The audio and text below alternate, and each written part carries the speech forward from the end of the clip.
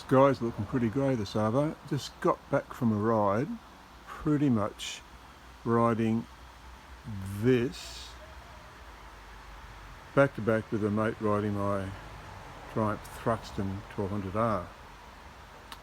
And I thought while I was riding it, it'd be a really good thing to do a comparo of the two bikes, because they are quite similar yet so different in many ways.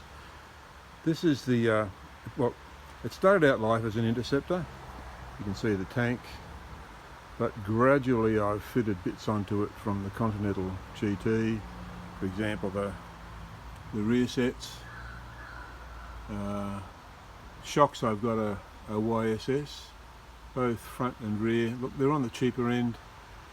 They're nothing compared to the shocks on the Triumph Thruxton R, of course, but they do a really good job nonetheless.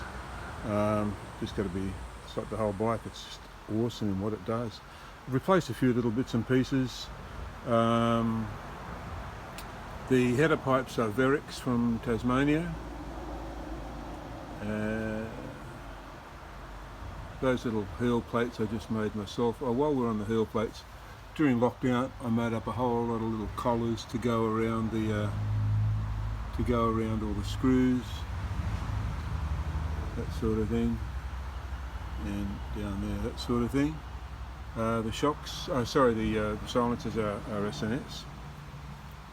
The brakes, I've painted them black, changed the rear end a little bit.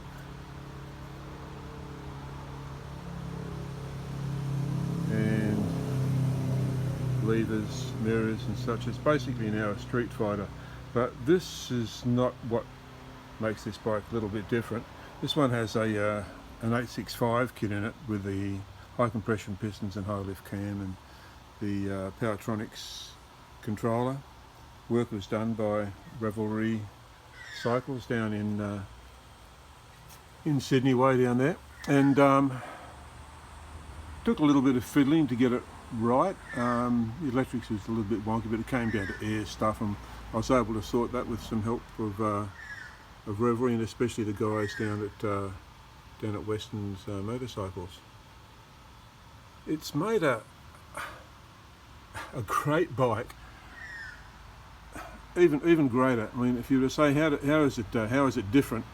It's different in the sense that it's got so much more torque. When I was riding my 1200 and this, he said it's a torque monster. It's really an old school feel bike. It made me realise how different it is when you ride the two bikes, the modern bike and what this one is, back to back. It's this one's much more raw. It's got an old school feel about it. It's got power. It's handled really good. It's just a raw old school feeling. Then you get under the under the Thruxton and it's a completely different bike in just a different way, not necessarily a better way. But talking about this bike, before I do a comparo sometime, this bike, it's not I don't think it's an easy bike to ride. The gearbox was never as good as it was on my first Continental GT that I had. This one was always a little bit clunky. Got a heavy duty clutch put in it, and it was it's not ideal. I've got a crook left hand, so it's not ideal, but it's fine. It's old school. It's great. The throttle bodies also are 36mm, not the 40mm. Chatted with Will and the guys down there, and to go to 40mm I would have had to have gone pods, and I really didn't want to go down the pod line on this one, so that's why they're 36s, and I'm happy with that. I'm more than happy with the power. So it was a huge hassle getting it to run right. A lot of people look at it, you know, there was a few things to do with the air, and just tuning up a few things. I could it's running a little bit rich, but I'm happy to have it running a little bit rich.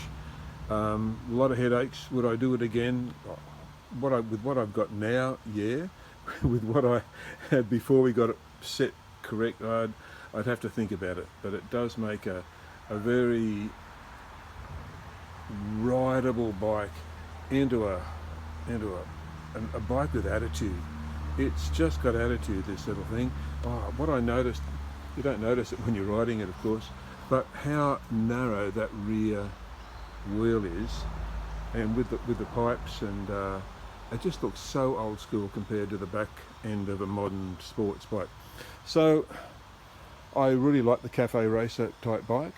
I don't call this a cafe racer. I think if anything it's more of a street fighter, I guess, but a Royal Enfield Street Fighter just doesn't sound like the right thing to do. So I've called it an Intercontinental 865, and why not? So that's my bike. It's a terrific bike. If you've got one of them, you know how good they are. How much did it cost me? I wasn't going to mention that, but I think I should, just in case you've got an idea of what you're thinking of. The bike itself cost me about $9.5, and I've probably put $7 into it. Probably, maybe more, I don't want to admit it, but it's still cheaper than the base model Bonneville, and the base model Bonneville is great. Terrific bike. I just sold a 1200 Bonneville, but this has character that the Bonnevilles don't have. They have their own character, but if you're after an old school feel, powerful bike, one of the guys down at Western Motorcycle said to me that if he'd ridden this bike, then Bathurst in the 1970s, he'd have won.